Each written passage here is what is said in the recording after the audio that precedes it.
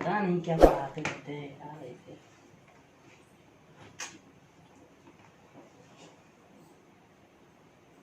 पता नहीं क्या पढ़ा रहे हैं, समझ में ही नहीं आ रहा है।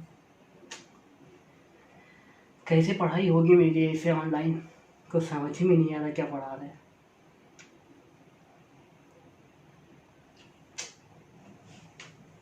कुछ तो समझ में आ जा भाई, कुछ नहीं आ रहा है।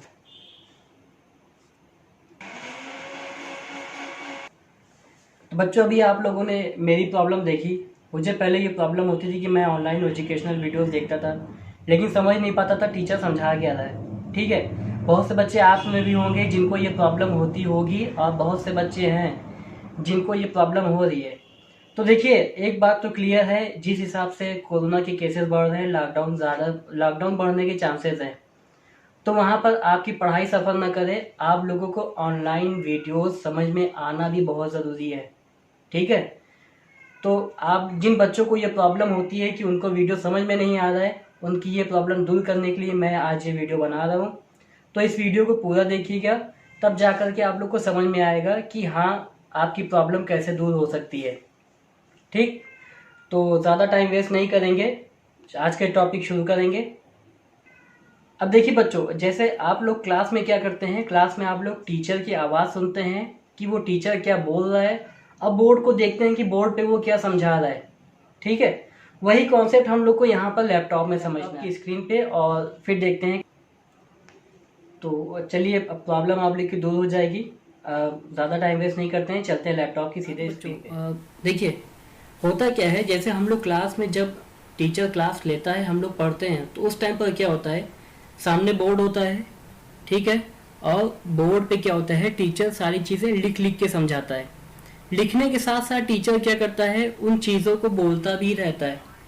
तो वहाँ पर हम लोग दो चीज़ें ध्यान देते हैं, एक तो टीचर क्या बोल रहा है वो समझते हैं, और दूसरी चीज़ वो बोर्ड पे क्या समझा रहा है वो समझते हैं ना।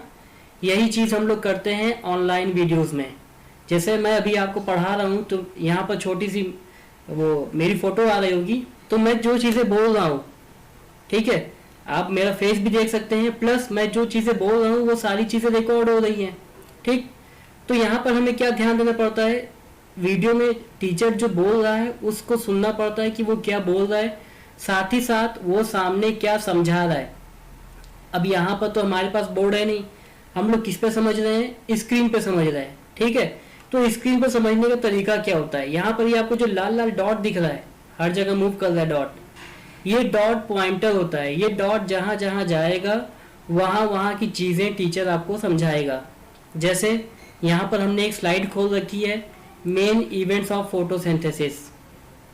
ठीक है, क्या स्लाइड खोल रखी है, main events of photosynthesis.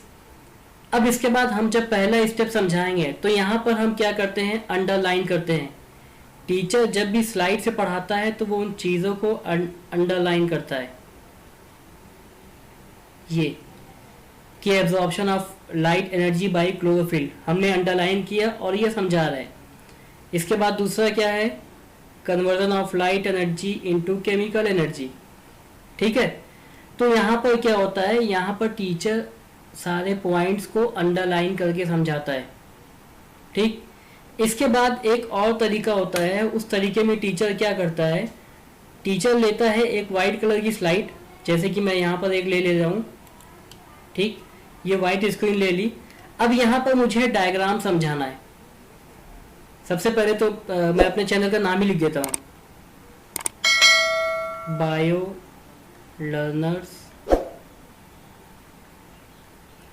Academy. ठीक, तो यहाँ पर मैं बोल भी रहा हूँ और इसी चीज़ को लिख भी रहा हूँ। तो जैसे क्लास में क्लासरूम होती, सेम वैसे ही क्लास है ना, क्लास तो सेम वैसे ही हो गई। तो यहाँ पर आपको अब कोई दिक्कत, समझने में कोई प्रॉब्लम नहीं होनी चाहिए। अब जैसे मुझे हार्ट की फंक्शनिंग समझानी है, तो मैंने क्या किया, जैसे क्लासरूम में मैं ऐसे हार्ट बनाता हूँ, एक नॉर्मल हार्ट समझाने के लिए उसके 4 चैम्बर बना दिए हमने। 4 चैम्बर हो गए, ये चैम्बर आपका राइट हो गया, ये चैम्बर लेफ्ट हो गया। ठीक है, तो हमने बताया क्या कि अओर्टा से, सॉरी, वेना कावा से ब्लड आया अओर्टा में, अओर्टा से गया वेंट्रिकल में, वेंट्रिकल से गया लंग्स में, लंग से वापस आया लेफ्ट ऑरिकल में, लेफ्ट ऑरिकल से वेंट्रिकल में गया, वेंट्रिकल से गया मेन ऑर्टा में। ठीक है, अब इससे ज़्यादा ऑनलाइन टीचर आपके लिए कुछ नहीं कर सकता है। वो आपके लिए स्लाइड बना देगा। स्लाइड वो इसलिए बनाता है ताकि पॉइंट समझाने में आसानी हो, क्या टॉपिक पढ़ाने जा रहा है वो समझाने में आसानी हो। उसके बाद वो आपको लिख लिख के भी पढ़ा सकता है अगर उसके पास ये फैसिलिटी है तो। जैसे मेरे पास ये ड्राइंग टैबलेट की पेन है और ड्राइंग टैबलेट है, तो मैं टैबलेट पे जो भी चीज़ें लिखता हूँ वो सारी चीज़ें क्या होती हैं, यहाँ आपको स्क्रीन पर दिखाई देंगी। ठीक है, तो अब कुछ चीज़ें समझ में आई कि कैसे ऑनलाइन वीडियो समझना है।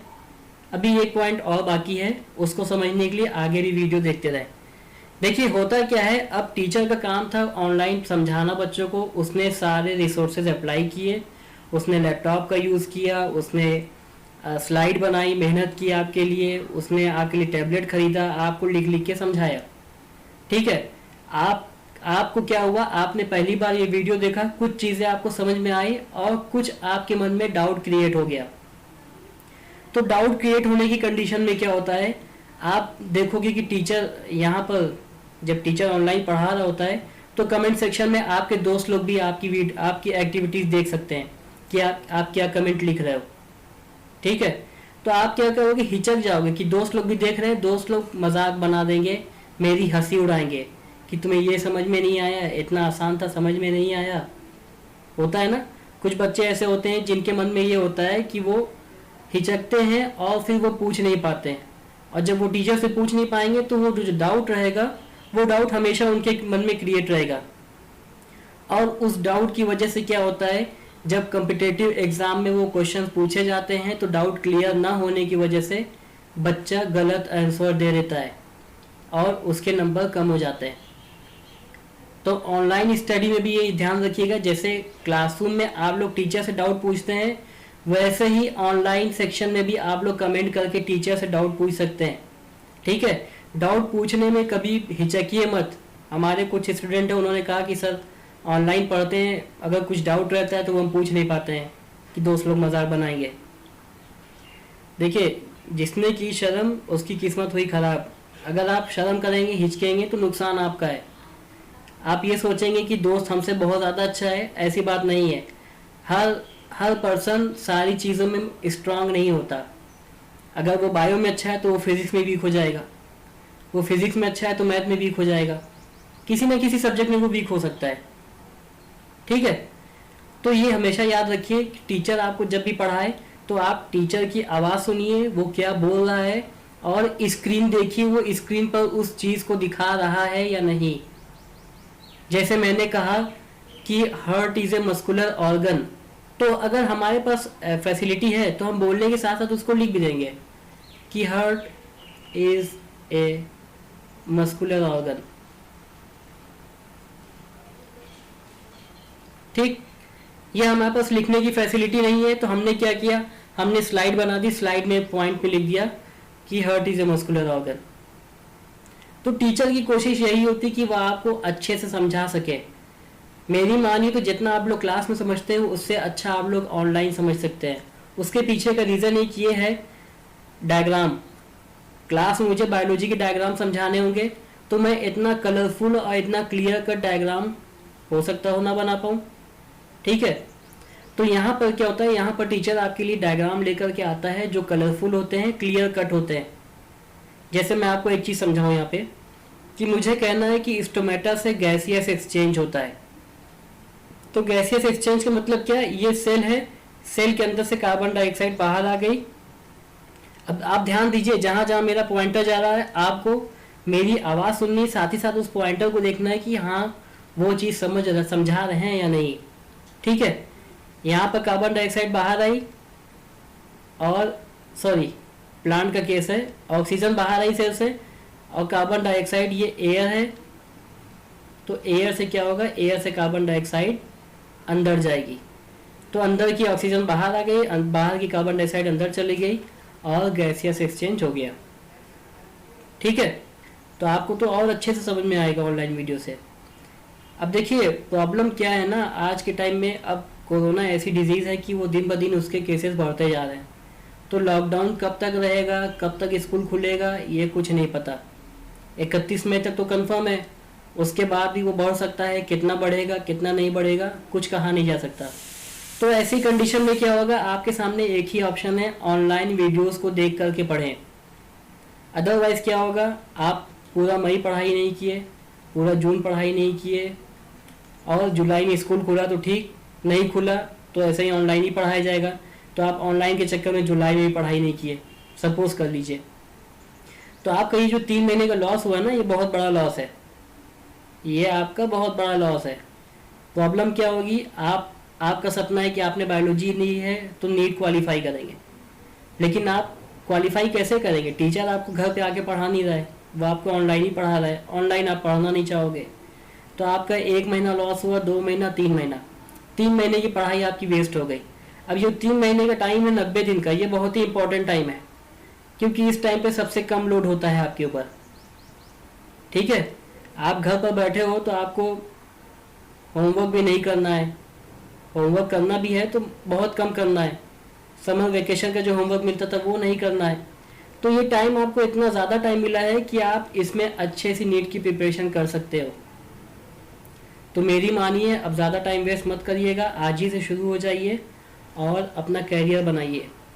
ठीक है, आई होप आप लोगों को समझ में आ गया होगा कि कैसे ऑनलाइन वीडियोस को समझें।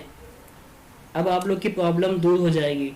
ठीक, तो वीडियो अच्छा लगा हो तो देखिए, लाइक करिएगा, चैनल पे नए हैं, पहली बार वीडियो देख रहे हैं तो सब्सक्राइब ज़रूर करिएगा, क्योंकि मेरे चैनल पे आपको बायोलॉजी से रिलेटेड सब कुछ मिलेगा। Class 9, 10th, 11th, 12th, BSc, specially biotechnology. जो लोग बीएससी बायोटेक्नोलॉजी करते हैं या एमएससी बायोटेक्नोलॉजी करते हैं, बायोटेक्नोलॉजी के मैक्सिमम सब्जेक्ट में पढ़ाता हूँ। ठीक है, तो बायोटेक्नोलॉजी से रिलेटेड कुछ भी आप लोग को पढ़ना है तो आप हमसे कांटेक्ट कर सकते हैं। और साथ ही साथ मेरी यूट्यूब पे भी क्लासेस वगैरह चलती रहती हैं, और यहाँ पे भी मेरा कोर्स चल रहा है, और कुछ मेरे पेड कोर्सेज हैं जो मैं अलग से पढ़ाता हूँ।